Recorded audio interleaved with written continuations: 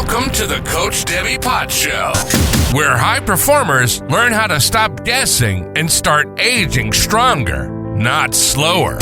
Your host is Coach Debbie Potts, functional diagnostic nutrition practitioner, metabolic health coach, and host of this show. Here, we dive into the why behind fatigue, stubborn weight, hormone chaos, gut issues, and declining performance. Using real data, functional lab testing, metabolism analysis, and simple daily habits that actually move the needle. Whether you're an endurance athlete, an executive, or simply committed to becoming your strongest future you, you're in the right place. Let's get started.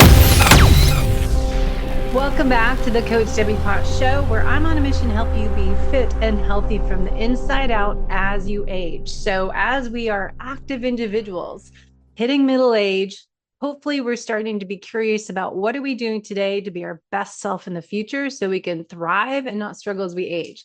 Just because you exercise consistently and eat healthy, is it the right foods for you? Is it the right workout for you? Are you causing more damage from the inside out by doing too much of everything? So today I am focusing on having guests help us understand what we can do today to be our best self in the future. So we're talking about how we can get muscle cramping, and might be during a race, might be middle of the night during a long training session. You get woken up with that calf cramp in the middle of the night that makes you jump out of bed. I think that's pretty common from people I know. But for years, we've been told that cramps are caused by dehydration, low sodium, low magnesium, or simply not being fit enough. That's not the whole story. What if a cramp is actually a signal, which is fascinating because I've been diving into a lot of changes as we age, how they relate to signaling. And guess what? Our nervous system, how it's involved. So another signal that our body's sending us, is it a warning sign that something deeper beneath the surface is really happening? So kind of goes with the major theme I've been focusing on this year, exploring on the podcast about signals and resiliency and understanding what happens, what changes as we age. As I was talking to my husband this morning about why do we take longer to recover? Why do we have these little niggles every now and then that we didn't used to have? It's not aging. I believe it's more the communication system is getting broken down, just wear and tear, right? So the older the house, our house is 25 years old, we're starting to have all these problems that we have to repair and replace things. Same with our body. We have to do things differently as we age. So understanding how our body's constantly responding to signals that we send it through the training we do, through the nutrition plan you follow, your sleep, your recovery, your stress, your lifestyle habits. But what I keep thinking about again and again is what signals is our body sending back to us? Not just what we are sending the body, but what is the body telling us? So today, the guest I have on the show to help us understand signals related to cramping, what that actually means is I love to go into the root cause behind everything, or causes. His name's Filip, and I'll say his name wrong, Szymanski, former rugby athlete, coach, and performance strategist who has spent years studying the science of cramping and pain. His work challenges the traditional belief that cramps are simply an electrolyte problem and instead explores the role of the nervous system, my favorite, neuromuscular fatigue, movement patterns, and recovery capacity. Another big word lately is capacity. So someone as myself who spent years racing Ironman triathlons, many marathons, endurance events, long bike rides, while running a business, a fitness studio, coaching and training clients, and doing all the behind the scenes work, pushing past that red flag of too much stress, I know firsthand how easy it is to ignore the body's warning signs. And as I keep saying, many of us athletes and high performers, type A, AAA personalities, take pride in that we can push through things. We're resilient. And we ignore discomfort. We train through fatigue. We don't stop, pause, and reset as much as we need to, because we start to see those changes as we get older. The body starts to communicate a little louder, sometimes through declining performance, maybe poor recovery, through injury, and sometimes through cramps. And I wanted to dive into this topic because it obviously matches what we've been talking about every week all year, exploring why cramps happen. What is the body telling us through a muscle cramp?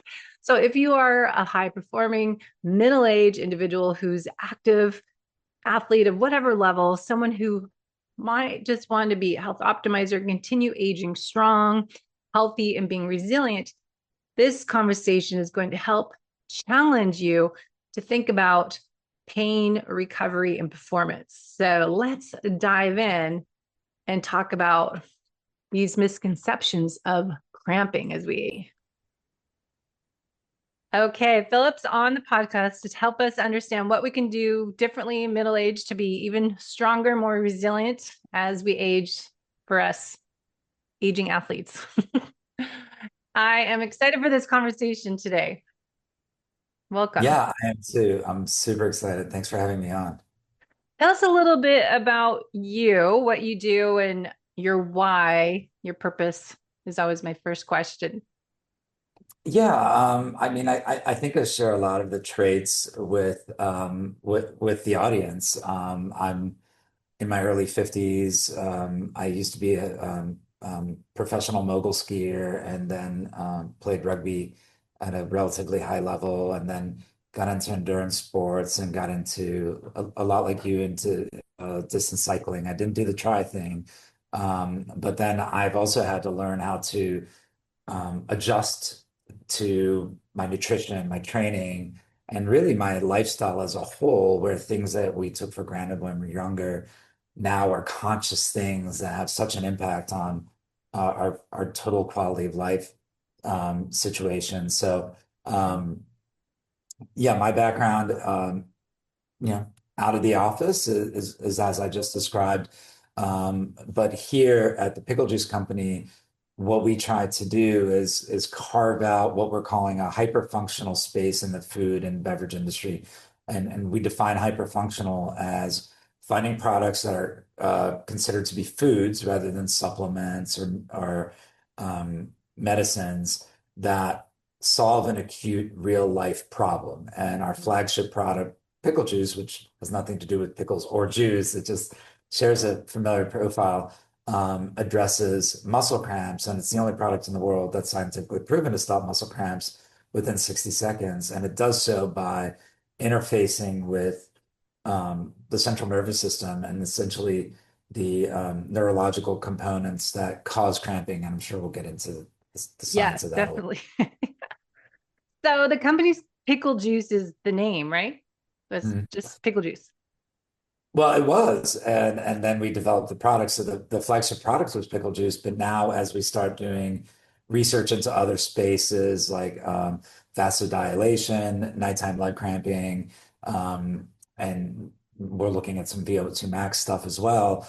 We're actually changing the company name to Hyperfunctional Brands because we're now becoming more than just pickle juice. So it's an exciting kind of life stage of our organization. When did Pickle Juice Company start? So it's kind of a three-part answer. The company started in 2001, but for about 15 years, they were kind of packaging effectively pickle brine. And it was more of like a novelty thing. People didn't really understand the science. It stemmed from an NFL game between the Cowboys and the Eagles in the year 2000. That was like the hottest game on record. And all the Cowboys were cramping up. The Eagles weren't. Their trainers were being asked afterwards why they weren't cramping. They're like, they're drinking pickle brine. So then these folks started packaging pickle brine through the Golden Pickle Company. And then I came along in 2015 and sort of thought this was a really interesting thing because I'd used acetic acid during in my past because I have a bit of a science and food science background. So I'd used acetic acid in certain applications, specifically for muscle cramping, but the way I was using it in a pure vinegar form was causing other problems, like, and it made it difficult to continue to perform. It was fine for like a recovery, but during exertion, it wasn't really a great solution.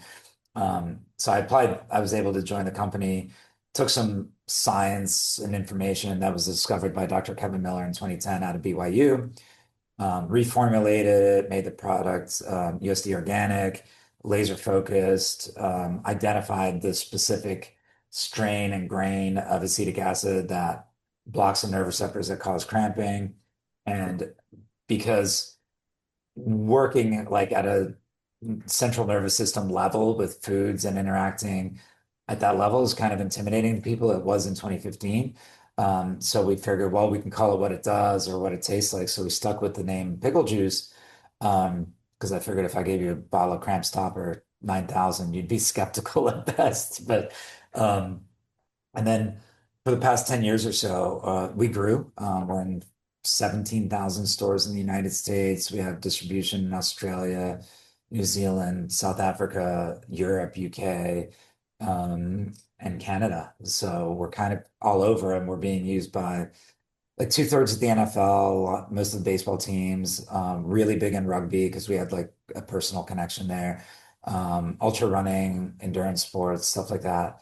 And then a year ago, we were acquired by private equity groups. So now we're in like our next life cycle phase where we're injecting significant amount of resources to really scale this brand beyond our flagship product and into a whole new space to kind of um, create awareness to the general public about the hyper functional capabilities of foods and nutrition, both in an athletic and a non-athletic environment. Hmm. So tell me, you're saying it was pickle juice, the brine of pickle juice originally, but then explain what it actually is, that it's not pickle juice now. That's not pickle brine. Believe it or not, pickle juice is a trade name like Band-Aid, Xerox, Kleenex, because nobody's out there juicing pickles, right? Yeah. So we often have to educate people on the difference between pickle juice and pickle brine. But um, pickle juice, our product, is a it's developed in a lab using a proprietary grain of acetic acid, as I mentioned, that interfaces with the exact same nerve receptors that cause muscle cramping. So effectively, we found a way to overwhelm that neural pathway with information. So it kind of resets the signal because a muscle cramp in very simple forms is just a hyper engagement of the muscle, right? So when we know in a macro sense, if you flex your bicep, you have to release your tricep, et cetera, et cetera. If we picture that on a microbiological level, where you get like, if you ever had an exercise-induced cramp, you know, it's like preceded by like that twinging, that twinging where you're like, oh no, I'm about to get a cramp. So you try to like maintain your cadence. You're like, if I just don't do anything, and then it comes anyway. But that twinging is your body's, it's an attempted corrective response, neurological response to a physiological trigger, right? So your brain's going, hey, there's something wrong with that muscle group. So it's trying to affect a massage, like kind of pulse that to sort of get more fluids, electrolytes through that problem area. Eventually, that signal, that engage signal, increases in rapidity to the point where the release signal can't keep up, and now you've got like an over engagement. It's like engage, engage, engage, and that's what that Charlie horse on muscle cramp is. What we do is we block that signal from getting through, so it kind of resets and then flood the problem area with a ton of electrolytes. So it's kind of a 1-2 punch. And that's what prevents it from coming back for about 45 minutes. Yeah. So the ingredients of the product now come in a bottle. Do you have one there? I Mhm. didn't bring mine up. I had the Dude, spicy one in the fridge. the green Yeah, bottle in front of the green the shirts green all over bottle. my face. Yeah, yeah, your camouflage. Yeah. So the as nutritional therapy, you're saying is it's food based. It's not chemicals. You Right. created it, but it's not chemicals. It's real food ingredients or Mhm. natural ingredients. Yeah, moreover, it's USD organic certified. We sell it in grocery stores. We sell it Yeah. as a food. We sell it through natural foods distributors. Matter of fact, you and I met at a natural foods I was gonna say it has to expo. be organic if it's at Expo West. Yeah, Yeah. yeah. Huh. Yeah, so we're just trying to get people thinking differently about the power of food. And I think, when I started being a competitive athlete in the 90s, we didn't really know anything about nutrition, right? We knew carbs the night before, protein day of, and don't drink and smoke. That was it. That was the extent of our knowledge of nutrition. And now, like the evolution of nutrition science has been enormous and arguably the biggest step forward in sort of sports preparation and development. So we're just trying to take that to the next level. Yeah, that's great. So, kind of tying it with the question I had down for you, speaking to our audience, middle-aged, aging athletes, just sounds, I don't know if I like that term. Aging athletes just sounds so old, but middle-aged high performers. Most Yeah. athletes, we've been told that cramps are caused by dehydration or low electrolytes. Hmm. Just mentioned a lot of information, but would you say to that is the biggest misconception that people have why cramps occur? Yeah, well, the good news is they're kind of right. The bad news is they're also kind of wrong. So muscle cramps are, as I said earlier, are a neurological response to a physiological trigger. So what we've been focusing on in the past is a physiological trigger. That could be an electrolyte imbalance, it could be circulatory, it could be dehydration, it could be any number of things. And this is why when you talk to 10 people, you get 12 different answers on muscle cramps. And it's like eat a banana, stretch, hydrate, whatever. I joke that the whole banana thing was propagated by Big Banana, mostly because it's funny to say Big Banana, because I'm like, people consume bananas because they think it's a potassium issue, but bananas aren't really the most efficient delivery system of Well, potassium anyway. Like eat a kiwi. But anyway, those are all the triggers. And what causes the cramp is the neurological response to those triggers. So what we do is, and that's why this product works so fast. And theoretically, if somebody else developed another neural inhibitor, it would work just as quickly. So far, we're the only ones that have kind of figured it out. But there's other products on the market that are trying. Um, but the neural inhibition component is why it addresses the cramps so quickly. And at the end of the day, as we age, I tell people that I'm a recovering athlete, which means I'm now a completer rather than a competer. Um, but as we age, the body has to work harder, right? So that's why we're more prone to nighttime leg cramps as we get older because the heart has to work harder to pump the blood through our extremities. And that's why it's so common to get them in like your calf or your feet at night. That's a circulatory issue. Um, Women tend to get are more prone to muscle cramping when they're pregnant because you're sharing all of your nutrients with the whole human that's like stealing it from you. But that's another trigger that stimulates a neurological response. So the common denominator to all these various triggers is the neurological response.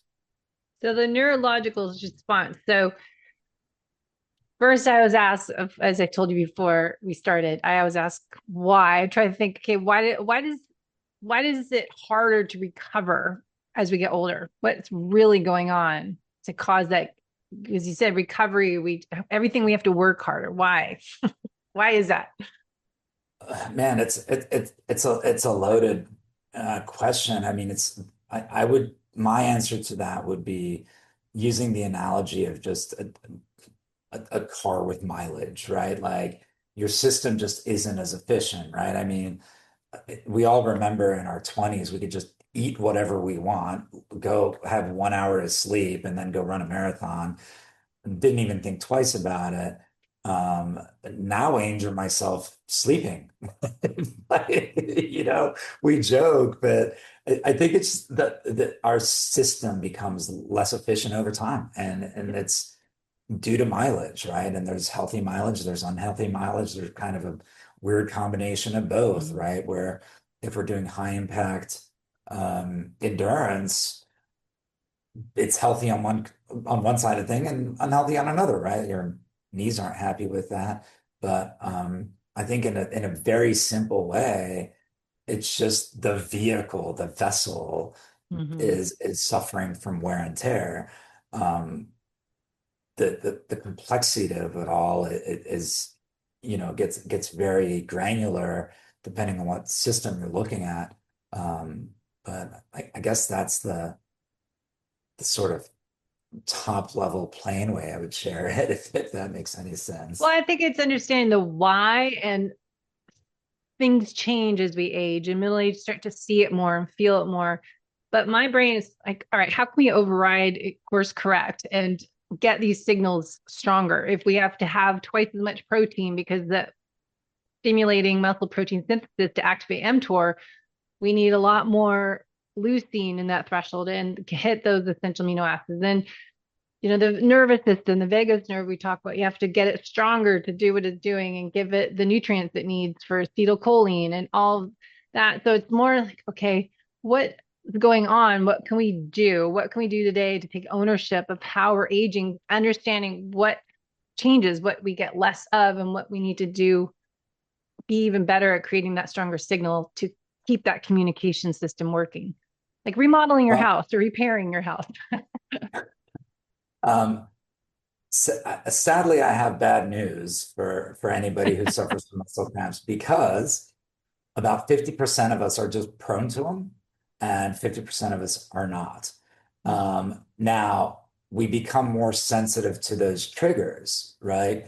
But the neural response is the neural response. It's just the sensitivity to those triggers that we can address. However, the Mm-hmm. same problem with conventional treatments of muscle cramping was you kind of have to guess which trigger you're prone to. Now, if you have a condition like have you suffer from low sodium, just an arbitrary condition that would cause a trigger, then you know to supplement that, right? If you suffer from low potassium, low calcium, whatever, you know to supplement.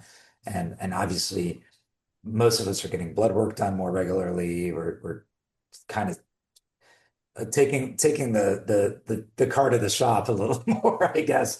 But it starts with awareness.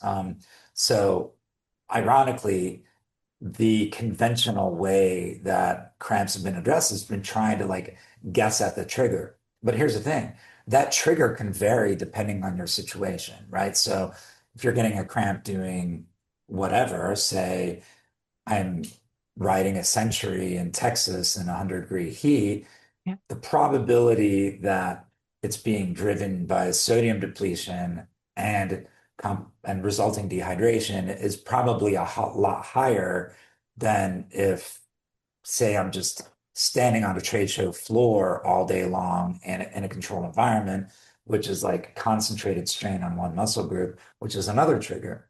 So what we do is actually bypass those triggers, um, and address all of it in an acute sense. So we're more of like a prophylactic resolution to complement people as they evolve their trigger treatment, I guess we could call it. Mm-hmm. Um, but I wish I had an answer to identifying exactly which trigger it is. But in most cases, it works in a post-mortem. I can be like, okay, tell me how you cramp. Tell me in what situation you're prone to cramping. And then I can recommend you do this, this, this, and this. And should you break through, here's what you're going to do.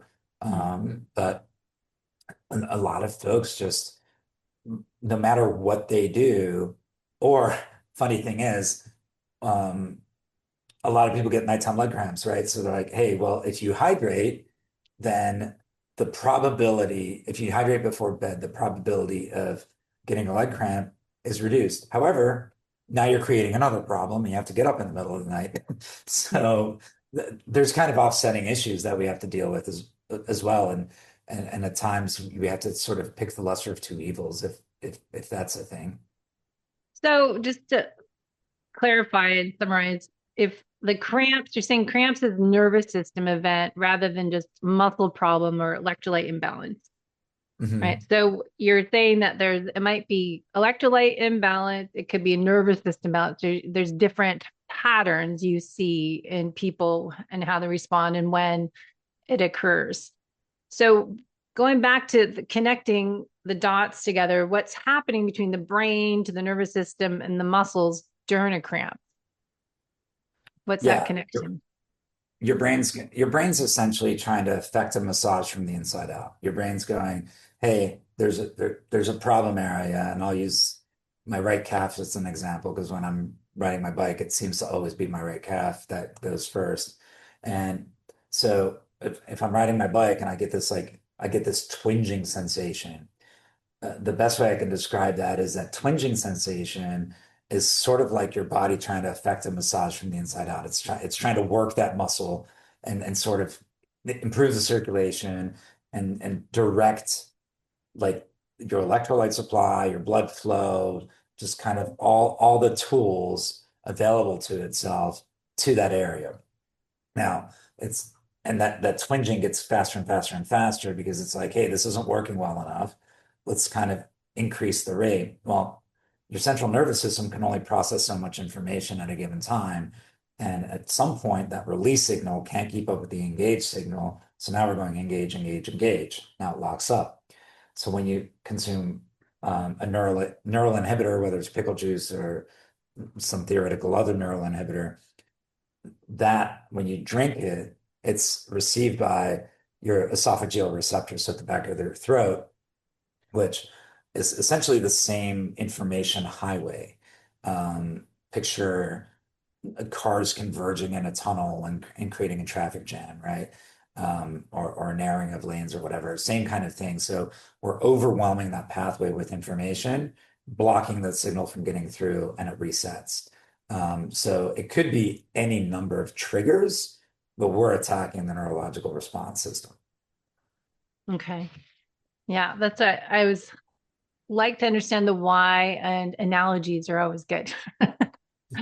The freeway system getting clogged. And that would, I've talked about that before, just a side note of the role of the nervous system and the lymphatic system and the fascia. And if the fascia is dehydrated, it compresses the nerves running through it. And if that has to impact that signaling, if with the nervous system. Yeah, I mean that I would consider that one of the triggers. It's kind of interesting because what you're talking about specifically with the fascia is like it's kind of a gray area, right? Is that a trigger as a part of the response? But I would argue that it would be a trigger as long as it's not inhibiting the signal from getting through, which in all of our clinical trials and university studies we've never seen. Um, so I don't, so I would categorize that as a trigger rather than a response, but it's really fun to explore those kind of gray areas, if you will, Yeah. because what's fascinating is with this neural inhibition stuff, the science is really, really new and evolving. There are really only like three studies that, or th three groups that have conducted studies. The first one was Dr. Kevin Miller and his team at BYU discovering that muscle cramps are a neurological phenomenon in the first place. Then we've conducted numerous studies, including one kind of recently through the University of Stirling University, using the UK national swim team as our test subjects. And then there's a company out of Boston called Flex Pharma, who produced a product called Hot Shot that did their own independent studies as well on neural inhibition, and they were using capsaicin for their products. Which they felt was also an adequate neural inhibitor. So the science is kind of new, it's evolving. A lot of it is still anecdotal as we learn more and more about our users. And people will come to us and be like, hey, I use it for this. And we'll say, well, we don't make any claims that we haven't Mhm. like tested, put through clinicals and validated. But it's pretty interesting and it gives us a lot of direction into how we can interact with the central nervous system to affect real things in our body and sometimes acute needs. Um, and doing it in a way that isn't disruptive. It's healthy. It's not going to cause a bunch of weird consequences and not going to put us on a bunch of meds. And, I'm of the mindset that I'm a big believer in taking natural vitamin supplements. I don't want to be medicated. Yeah. It's so with the cramps, you say are more type of cramping can be a protective mechanism. And the brain sending a signal, as I think it was Tim Noakes went into that, the water, what was it called? Water something, but just how cramps, it's not, as you're saying, dehydration, but it can be a protective mechanism as well in one of the categories. Um, I wouldn't classify it as a protective mechanism. It's not like a malic acid buildup or anything like that, where it's telling your body, hey, slow down or you're going to get hurt. It's identifying a problem area. So I want to be clear that blocking and resolving a cramp isn't causing physical harm to your body. The activity of cramping itself um, can do the reason you're sore after it, almost like you worked out, is because you're getting that same micro tearing experience that you do when you're like building muscles. But um, what we're doing is resetting and allowing the body to operate the way it's supposed to operate. So we're not like blocking a natural protective tool. And I'm pretty careful about saying that because people are like, oh, are we blocking a cramp and then causing injury? And that's not the case at all. And we've actually never heard or been able to correlate any type of like after effect, even people that are using it for like hours and hours on end with multiple doses. Um, so I wouldn't say that it's a protection. I would say that the cramp is an attemptive response to a physiological trigger, but that trigger in and of itself, if you're hydrating properly, if you're taking sodium in and you're doing the things that you're supposed to be doing, you're fine. It's you just can't like be negligent of the triggers, right? It's like, hey, if you're losing salt, taking salt. If you're sweating a bunch, hydrate anyway, right? So the blocking neurological signal in and of itself has no negative effect. Ignoring other signs and symptoms, of course, does, but those are isolated to that. Yeah, so true. People tend to ignore things and push past everything, as I keep recording on my episodes. Why we end up having issues is more we avoided the engine light on our car, or I need fluid added, all the lights on your dashboard in your car. The same thing, what your body is telling you, what signals is our body sending us, and what signals are we putting in is always what I keep coming back to. It's not just what we're telling our body, we're sending those signals and it's adapting to that, but then we're ignoring often those signals coming back and just kind of push past it because we're tough, we're resilient, and we can get through I don't all know that. anything about that. It's especially with endurance athletes, right? I mean, triathletes in particular, ultra runners, they're like some of my most favorite people. But also, not to get completely off subject, but why is like portable nutrition always sweet? Like it's like, give me salty. That's like Yeah, at no point do I recall wanting sweet when I'm like true. trying to get in as many calories as I can while on the move. Yeah, no, I remember races that you just need something. And I know you said Texas. I had friends that were doing a 50K trail run in September. It was ridiculously hot and humid, and they actually had containers of pickle juice that you can take shots of on the course. And they were just handing it out, but not your pickle juice, but just the brine. It was in a bottle. I don't even know what it really was, but they would drink it to help. But yours, you're saying it's a different makeup than just drinking the juice out of a bottle of Right. pickles, is what you always have to explain, probably. Yeah. So pickle juice, the product, has nothing to do with pickle brine, the preservative. And Yes. if people are looking for the same result, they'll be disappointed. Um, a lot of people conflate the two because the flavor is similar. I wouldn't say it's identical, but it's similar. And if you were to drink our product, you'd be like, that tastes kind of like pickles.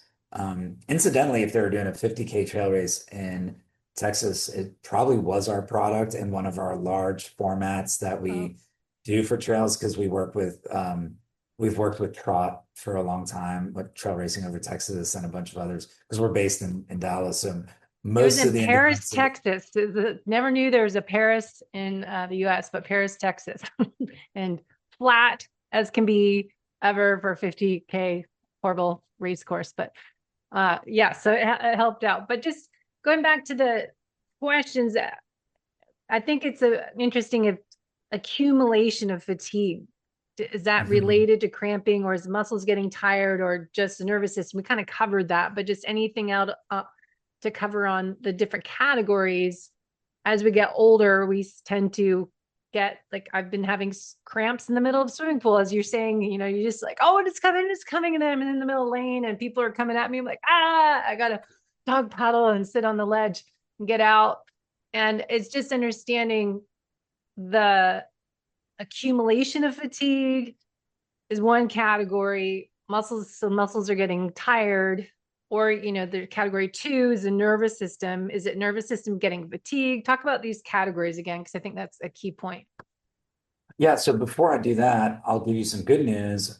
You can actually use these products prophylactically and they'll block the cramp for about 45 minutes. So if I took it you're, swimming. It did do that. yeah, so that's the good news for anybody who has the same problem. Is like knows they're going to cramp. As long as you're within a 45-minute window, it's going to help you a lot. Um, but yeah, like we were talking earlier, I mean, it's just the body wearing down and maybe not absorbing or operating as efficiently, right? I mean, it's a lot more difficult to I mean, something as overt as building muscle mass, right? I think that's the most obvious thing where like, wow, this is a lot harder to maintain or our skin's the biggest organ we have. Like stuff's just getting harder to keep tight and the stuff. But yeah, I think we just need more fuel and different types of nutrients to keep the system moving. And, not to oversimplify it, but I guess that's why at my age, I'm not going to go run as nearly as fast as I did when I was 20, because no matter what I do, it doesn't matter. My system just isn't operating as efficiently as it did when it was in the build phase. I think we're now in the we kind of peaked and sort of now we're in the maintenance phase. But when you're building, it almost feels like when you're growing, you're constantly building muscle, right? Your body's in a constant building stage. And now we're just not. The human body just isn't designed to do that. Um, Even if you look at really, really active, like you look at these blue zones where people are living to be 100 years, usually because they have active lifestyles, but not exercise. It's like they're gardening. They happen to walk 1 billion steps to the church. There's a place in Italy that's like a vertically built place, but those people are they're just moving more. Yeah. So, but they're still not like as efficient as they were when they were Yeah. younger. So that would indicate that no matter what you do, you're going to break down, and we can limit that and we can supplement it, but aging is aging, right? Yeah, I'm still trying to override it, but same. We've been looking at possibly moving to southern Spain for a few months a year, and live part time there. And you look at all these towns in Costa Brava, they're all hilly as Costa del Sol, and I always think of that when the blue zones, all the towns. If you watch any of those videos, they have a gazillion stairs, and they're all uphill from the water up these side hills that, even places to rent, they all had all these stairs. Like, okay, my mom is 85, can't do that. She can't come stay with us for a month. And so it is funny how you look at our aging lifestyle in the non-blue zone type of world environments are Yeah. quite different. Yeah. Well, But I was just visiting my parents in Europe, and they're in their mid 70s, and they walk and ride their bicycle to do chores, to like go to oh, the bakery love in the that. morning, because it's part of the culture. Where And are they? they're in Belgium. Hmm. Um, and it's just how you do things, right? Yeah. Like That's And the normal. whole lifestyle is built around movement. Like their fridges are smaller. Like they don't go to grocery store once a month, once a week and buy a bunch of preservative laden stuff. They go to the baker and the bread goes stale in 2 days if you don't eat it. But they're walking to the baker every morning. They're riding their Yeah. bicycle to the grocery store. And I think a lot of it is cultural. And Hmm. you don't see like the life expectancy there is a lot higher than it is here. And you just don't see people that look physically unhealthy, if that's a polite way to say it, because I think culturally they just move more. Yeah. And that's why I see here moved from Seattle 5 years ago, 6 years almost. This Friday will be 6 years. But the ocean coastal towns, you just see people surfing that are older. And I just think I'm getting off the topic, but side notes, I think surfing is the best way to keep active as you age because you have the ocean, the minerals, salt water, sunlight. So you get the grounding and the minerals, all that benefits. And then you have mobility, stability, intervals, strength. You have to balance. You have it all. So I think that's amazing. All right, back on track. I Mental want to health, ask, sorry, yeah, I was just going to add the mental health of like the achievement and the joy part, right? And it keeps your brain stimulated. brain work. Yeah. Which is kind of like, yeah, it's I wish I had the ability to surf, but Yeah, I kind don't. of lived it in Dallas. Well, yeah, it's hard, but I, hang out all the time. Feel like I live at Solana Beach or inland, but I watch people Del Mar, Solana Beach, Encinitas surfing, and it just always like, oh my gosh, that is just how you should age. Is just if you can keep that sport up, gives so many benefits. So with that, it kind of ties in the next question on stressors, because in middle age we have so many stressors. People taking care of their kids growing up, taking care of their parents during that middle age of life that you've got both ends of your family to take care of.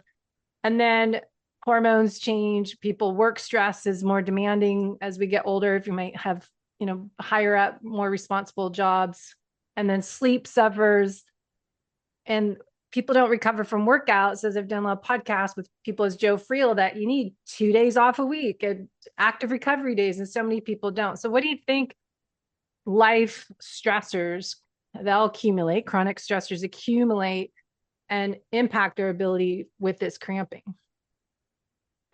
We haven't done any specific testing to like that's like the next level stuff, which I love. And by the way, I love the questions you're posing. And I'm not just saying that because we're on your podcast. Oftentimes we get just like kind of the superficial stuff, right? And we're like, well, A plus B equals C. But I love that this like next level stuff, and you've really encouraged us to kind of dive deeper into the patterns that lead to some of these trigger moments. Um, but I'll go back to saying, and again, this is anecdotal because we haven't done specific research to this yet, but I think next time we see each other, I'm going to tell you that we probably are doing something in that realm because it's really fun. Um, but I would say just again, going back to that overall vehicle thing, right? And um, stress becomes real, and the perception of stress, the awareness of time, and these other things that compound, and we know that um, stress will can affect has physical symptoms, right? And more than just like, oh, well, if I'm stressed, I can't sleep, and if I can't sleep, I don't recover, and if I don't recover, I'm Yeah. tired. But like, you see people like physically looking different, their skin looks different, they gain weight, whatever, even though they don't change anything else.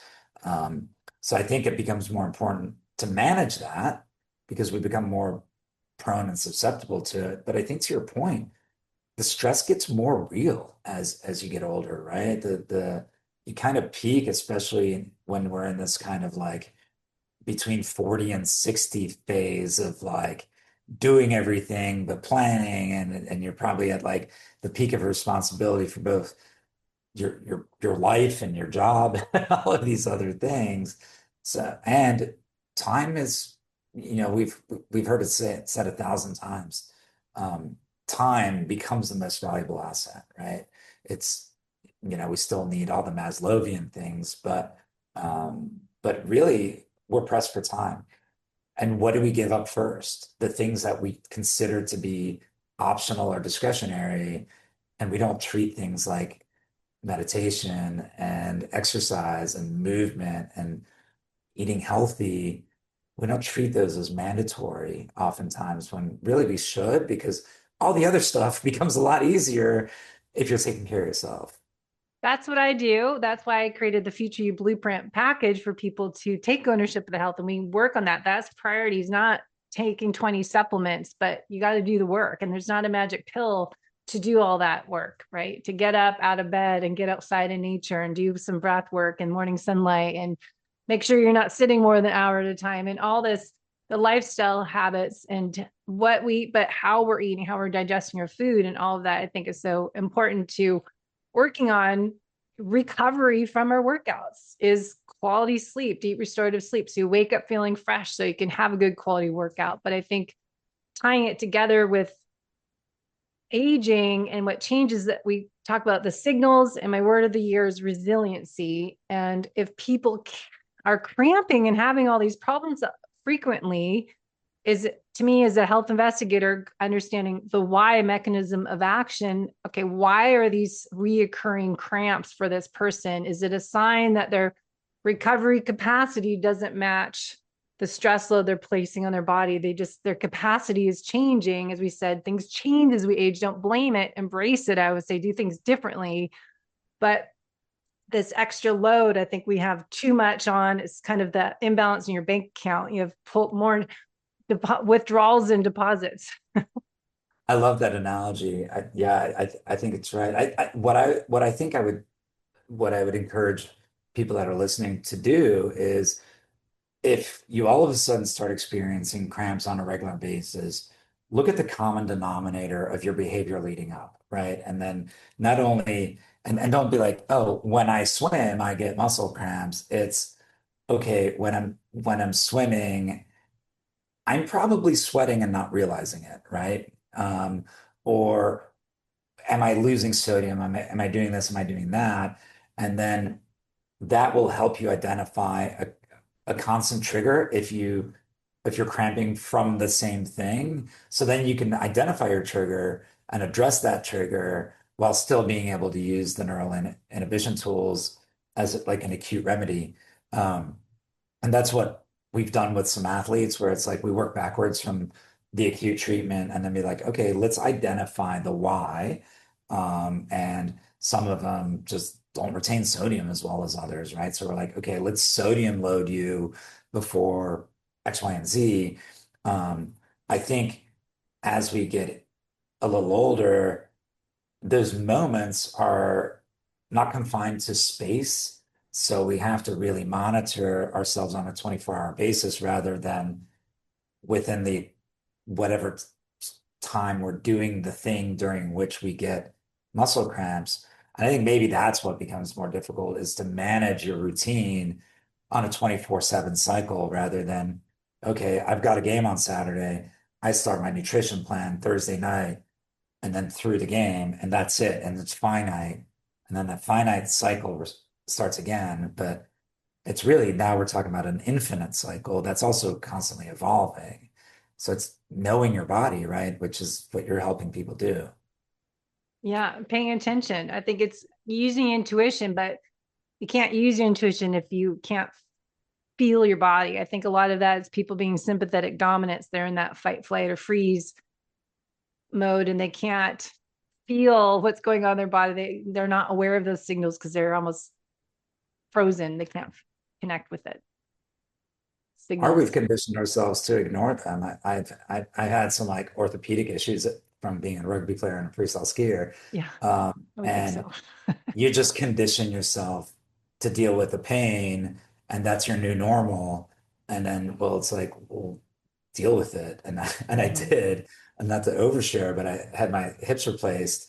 And I was like, why didn't I do this before? Because that was a thing that was just broken. And Yeah. no amount of like thing I was going to do other than physically repair that thing that was physically broken was going to fix it. But that changed my entire lifestyle because I was in pain. And, I think that's kind of another thing, make sure that vessel is put together in a way that you're taking, not me, better care of it but also kind of nurturing it and keeping it moving and doing the things that we know keep ourselves healthy, right? Keep your brain moving, get that sunlight, get that human interaction, move. Yeah. Well, that kind of goes into the next question is why can two athletes doing the exact same workout have completely different outcomes, one with cramping and the other one finishing strong? I'm going to say the same thing all the research has told us. We don't know. And that's the wildest thing. All we know is about half of us cramp and the other half don't. We haven't figured out the why of that piece. We know there are certain triggers that create a neurological response that cause cramping. What we don't know is why some people don't have that neurological response. What we also don't know is can you train your brain to not have that response? Theoretically, if it's a neurological thing, you should be able to exercise your way like mentally into understanding and blocking, because that's the whole knowledge is power thing. But we haven't been able to apply that in a real functional way. So that like in the space of cramping is probably the biggest mystery. Why do half of us cramp and the other ones don't? Um, it's a question that is asked in every single study, and no one's been able to answer it.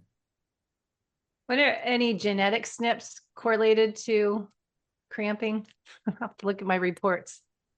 I haven't seen any studies that look at like genetic frequency and redundancies and stuff like that because we don't know kind of enough about that neurological response. We just know it exists Mm-hmm. and we know what triggers it. But so we're still kind of in the infancy of understanding neural engagement. Um, I look at this from a timeline perspective. I'm like, we're kind of in like the days, the hours and days phase of this knowledge gathering that I don't know if we've gotten to, or if anybody's done a study of like, okay, you cramp, does everybody in your family cramp? Or, you know, you don't Yeah. cramp, does everybody in your family cramp? I don't know. I don't personally know of any study that's looked at that. Yeah. It's hard to do. So when someone experiencing the cramp during exercise, as in the middle of the pool, hopefully not a lake or ocean or a bike ride, what's the fastest way, most effective to relieve it? Do I need more LMNT with a higher dose sodium, magnesium, potassium? Or is it more, we talked about this already, but is it more a neurological issue? Like, how do you know what response you should do and why? Right. So the taking the neural inhibitor, like in our case, pickle juice, will stop the cramp in 60 seconds. That's it. It'll also prevent it from recurring for 45 minutes. Um, what it does not do is identify for you what the trigger is that caused that neurological response. It'll reset that signal. So you really need to continue to listen to your body and be like, okay, well, I'm sweating a bunch. I need to take in sodium, but different scenarios, different things. Also, people just have different like electrolyte compositions. Some people have developed circulation issues as they age, right? So that could be the trigger in and of itself. So maybe the answer is wear taller compression socks. Again, I'm just making stuff up. So that trigger management is different from the cramp management, if that makes any sense. I'm lost. I used to the socks. I put those compression socks in an Ironman Hawaii one year and it was dying. I got to the finish line, like, take these things off me because I couldn't do it when you're racing. And I just wanted to pull over, take my shoes off, and pull those sleeves off of my calves, but they did not work for me. So they made it too tight and everything was seizing up, and you're just trying to override that pain signal. Get to the finish line, then deal with it. Get the Yeah. ART people to save me. But yeah, so what you're saying is we don't really know what the trigger is. This will work, but we still need to identify what's triggering this this neural response. You can't tell if it's sodium or potassium or magnesium, maybe unless you do a hair tissue mineral test or a micronutrient test. I mean, we're really not knowing. Well, it could be That. any of the number of things, and it's not always the same thing for every person, right? So I could be in one scenario where that response is being triggered by like sodium depletion. I could be in another scenario where it's driven by a circulatory situation, et cetera, et cetera, et cetera. Like I think when I'm on my bike, it's probably circulatory because I'm in that like same position and the blood flow is sort of restricted to my calf. Um, but if I'm running or playing rugby or skiing, I don't have that constriction, so I don't have that problem, but I might have a different problem, which causes a different type of cramping. Like when I played rugby, I used to get side stitches, and when I ride my bike, I would get calf cramps. Different scenario, different trigger, different mechanism, same response, same treatment. In either of those cases, the cramp went away, but that trigger is a different thing. So unless you have the exact same consistent trigger that you have identified, that'll prevent the activity from occurring, which is kind of knowing your body. And if you're behaving consistently and in a pattern, you might be able to identify that. But even then, it could change. I mean, the climate could change how your body responds to whatever you're doing. So your exertion levels, your pulse. I mean, it's pretty wild. So that's why we just skip over the triggers because there's like a dozen of them. Yeah. And you can't treat them all at once because now you're getting into different. No, but just take that. So you would just take a shot of the bottle before workout. That's 45 minutes. And if you're going longer than that, you just put it in your pocket, take it again every 2 hours or every hour. Yeah, like usually what you do is you wait to the point of cramping, get as close as you can without breaking through, and take it at that point. But to your point, if you take it at 8 in the morning, it's not going to help you hide in the afternoon. Yeah. But I was taking it, I did try it before master swim workout, which is in a pool right beforehand, but probably just to avoid it, but probably it's better to wait until I'm drowning in the pool than to get exaggerated. No, not like that. Yeah, I'm thinking more like if I'll go back to like a 100-mile bike ride, right? Because that's a long period of time. Yeah.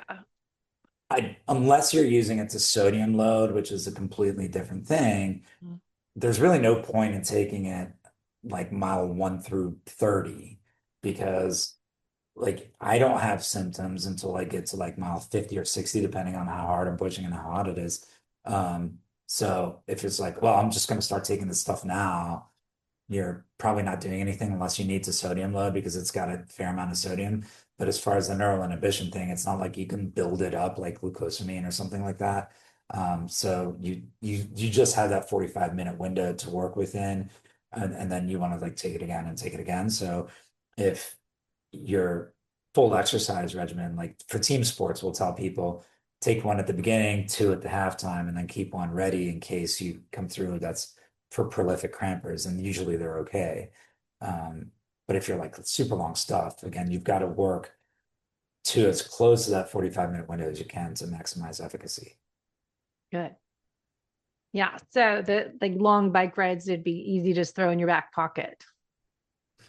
Yeah, or do what I do and put it in your seat tube when it's 100 degrees because I put in my seat tube bottle in we use the polar ice bottles here because it's so hot, and we like fill them with ice and then top them off with water, which I think is what everybody does. And then I take one of these little 2.5-ounce bottles and plunge it in there in my C2 bottle because that's kind of the spare anyway.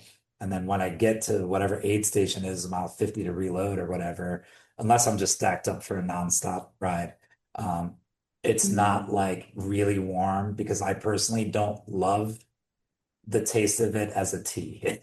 It's kind of like warm is not good. Warm pickle. It works, but it's just kind of like warm gels, right? Nobody loves like a hot gel. You're like, oh, this is not great. Yeah.